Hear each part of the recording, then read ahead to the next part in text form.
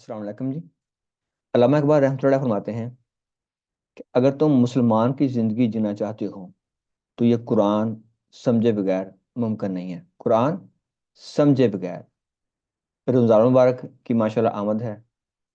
رمضان المبارک میں امت مسلمان کروڑوں کی تعداد میں قرآن پاک پڑھتی ہے ماشاءاللہ، لیکن ان لکیلی افسوس کی بات یہ ہے کہ وہ قرآن ہمارے کردار میں نہیں جھلکتا۔ وہ قرآن ہمارے کردار میں اس لیے نہیں جھلکتا چونکہ وہ قرآن عربی زبان میں ہے اور ہمیں زیادہ تر لوگوں کو عربی نہیں آتی۔ ایک حدیث مبارکہ ہم سنا کرتے تھے بچپن میں کہ میری امت پہ ایسا دور آئے گا کہ قرآن پاک حلق سے نیچے نہیں اترے گا۔ ہم سوچا کرتے کہ یار پتہ نہیں کون سے لوگ ہوں گے، وہ کیسے وہ لوگ ہوں گے بدقسمت۔ تو پتہ چلا کہ وہ لوگ ہم ہیں، کیونکہ ہم عربی پڑھ لیتے ہیں، اس کو سمجھتے نہیں ہیں۔ جب سمجھیں گے نہیں تو قرآن ہمارے پھر دل میں کیسے اترے گا؟ جو اقبال کہتے ہیں نا، جب تیرے ضمیر پر جب تک نہ ہو نزول قرآن، گرک شاہ راضی نہ صاحب کشاف۔ ہمارا ضمیر ہمارا کردار ہے نا، ہمارا نفس ہے، اگر اس پہ قرآن کا نزول ہوگا تو ہم جانتے ہوں گے کہ ہم نے کیسے زندگی گزارنی ہے۔ لیکن ان لکیلی ہم عربی نہیں جانتے، تو پھر ہم کیا کریں؟ اس کا پھر حل یہ ہے کہ ہم ترجمہ پڑھیں اردو کا۔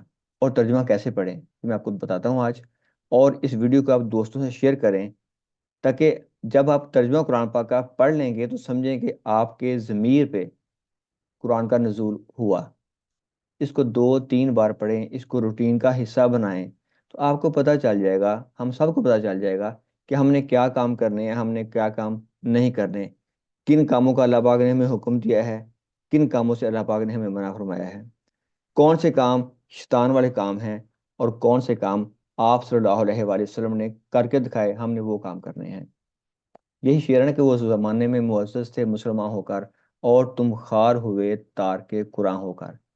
قرآن کے مطابق ہم نے رہنا چھوڑ دیا ہے، اس لیے آج دیکھ لیں امت مسلمہ میں فساد کی فضا برپا ہے، ہم لوگ پوری دنیا میں حقیر ہیں۔ یہ دیکھیں نیچے میں نے شیئر کیا آپ سے ترجمہ۔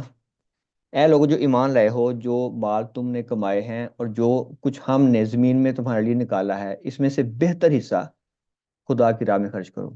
یہ میں نے ساری باتیں ہائی لائٹ کی گئی ہیں یہاں پہ نا، یہ میں نے خود جاننے کی کوشش کی ہے، آپ مجھ سے بہتر جان سکتے ہیں، کیونکہ اللہ پاک نے ہر بندے کو ڈیفرنٹ تھنکنگ لیول عطا کیا ہے۔ جس کا جتنا اعلیٰ لیول ہے اس پہ اللہ پاک اتنے ہی اعلیٰ لیول کا اس کو اللہ پاک نالج دے گا، اس میں سے اس کا حصہ ملے گا۔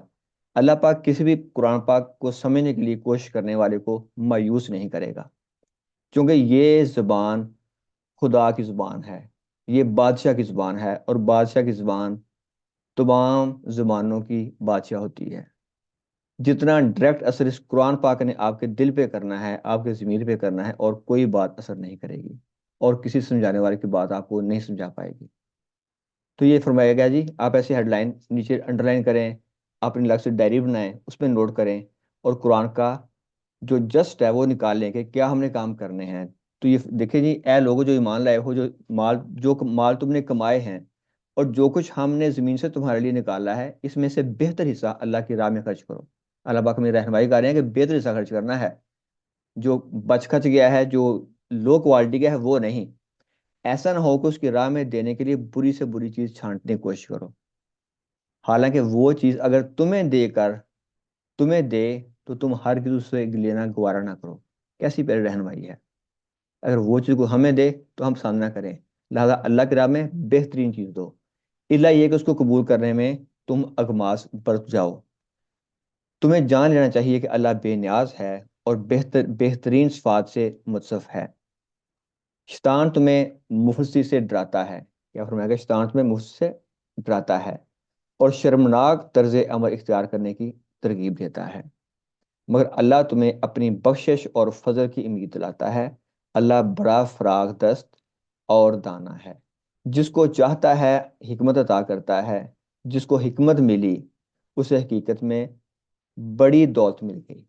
حکومت بڑی دولت نہیں ہے، اعلیٰ عہدہ بڑی دولت نہیں ہے، حکمت بڑی دولت ہے۔ ان باتوں سے صرف وہی لوگ سبق لیتے ہیں جو دانش مند ہیں، حکیم لوگ ہی اس بات سے خبر لیں گے۔ اور حکمت، جتنا آپ قرآن پڑھیں گے، جتنا آپ غور و فکر کریں گے، یہ آپ کو اللہ پاک عطا کرتے چلے جائیں گے، اگر آپ کی ہماری اچھی نیت ہوئی تو۔ تم نے جو کچھ بھی خرچ کیا اور جو نظر بھی مانی ہو، اللہ کو اس کا علم ہے، اور ظالموں کا کوئی مددگار نہیں ہے۔ یہ تمام باتیں ہائی لائٹ کریں، جانیں ہم سب لوگ نا۔ یاد کرو اللہ نے یہ ایک الگ سے، ایک سورہ بقرہ میں سے ایک الگ سے میں نے پکچر لی ہے۔ یاد کرو اللہ نے پیغمبروں سے عہد لیا تھا، آج میں نے تمہیں کتاب اور حکمت و دانش سے نوازا ہے، کتاب اور حکمت و دانش سے نوازا ہے۔ اگر کوئی دوسرا رسول تمہارے پاس اس تعلیم کی تصدیق کرتا ہوا آئے تو جو پہلے تمہارے پاس موجود ہے، تو تم اس پر ایمان لانا ہوگا اور اس کی مدد کرنی ہوگی۔ ایمان بھی لانا ہے، اس کی مدد بھی کرنی ہے۔ یہ ارشاد فرما کر اللہ پاک نے پوچھا، کیا تم اس کا اقرار کرتے ہو؟ اس پر میری طرف سے عہد کی باری زمانداری اٹھاتے ہو؟ کیا زمانداری؟ کہ ہم نے اس پیغام کو جاننا ہے اور اس کو پہنچانا ہے، یہ پیغمبروں سے کہا جا رہا ہے۔ ٹھیک ہے جی۔ انہوں نے کہا ہاں ہم اقرار کرتے ہیں۔ اللہ نے فرمایا اچھا تو گواہ رہو اور میں بھی تمہارے ساتھ گواہ ہوں۔ اس کے بعد جو اپنے عہد سے پھر جائے وہی فاسق ہے۔ تو بھائیو یاد کرو، خطبہ حجۃ الوداع میں آپ صلی اللہ علیہ وآلہ وسلم نے ہم سے یہی عہد لیا تھا اور کہا تھا کیا تمہیں میں نے پیغام پہنچا دیا؟ تو تمام لوگوں نے کہا ہاں یا رسول آپ نے پیغام ہمیں پہنچا دیا۔ پھر آپ نے کیا کہا تھا؟ یہ پیغام ان تک پہنچاؤ جو یہاں پہ نہیں ہے۔ تو کیا ہم نے پیغام پہنچایا؟ ہمیں تو خود ہی نہیں جانا، ہمارا تو اپنے ضمیر پہ قرآن نازل نہیں ہوا۔ نازل کیسے ہوگا؟ قرآن پاک کے لیے یا تو اللہ پاک ہمیں عربی کی سمجھ عطا فرماتے، اگر جب تک وہ نہیں آتی سمجھ، ہم ترجمے سے فائدہ کیوں نہیں اٹھاتے؟ یہ ترجمے یقیناً ہمارے لیے لکھے گئے ہیں، اور جنہوں نے لکھے ہیں خدا نہ خواستہ انہوں نے کوئی جرم نہیں کیا، انہوں نے ہمارا بھلا کر دیا ہے۔ بہت سے علماء کرام نے یہ ترجمے لکھے ہیں، تو آپ کو جو سا ترجمہ اچھا لگے، فلو میں بہتر ہو، وہ پڑھیں۔ کوئی بھی خدا نہ خواستہ ترجمہ لکھ کے کوئی جرم نہیں کرنا چاہ رہا تھا، وہ اللہ کی بلائی ہی چاہتا تھا، اس نے اپنے تئیں یہ کام کیا، اب ہم نے بھی یہ کام کرنا ہے۔ اسی لیے آگے فرماتے ہیں علامہ اقبال رحمۃ اللہ علیہ، اسی زبان میں، قلب میں سوز نہیں، روح میں احساس نہیں، قلب میں سوز نہیں، روح میں احساس نہیں، کچھ بھی پیغام محمد صلی اللہ علیہ وآلہ وسلم کا تمہیں پاس نہیں۔